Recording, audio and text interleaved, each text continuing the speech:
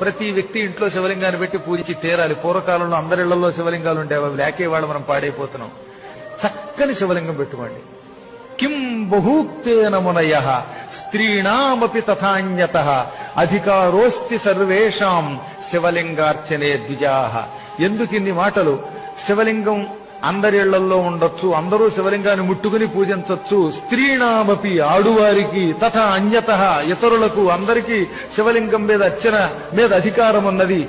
మీ ఇళ్లలో అధికారం ఉంది గనక శివలింగం పెట్టుకు పూజించండి. శివలింగం ఇంట్లో ఉండకూడదని ఎవడన్నా చెబితే వాడిని శవంతో సమానంగా చూసి అవతలకి గెంటేయండి అని నందీశ్వరుడు శివపురాణంలో ఋషులకి చెప్పాడు. ఈ శ్లోకం శివపురాణంలోది.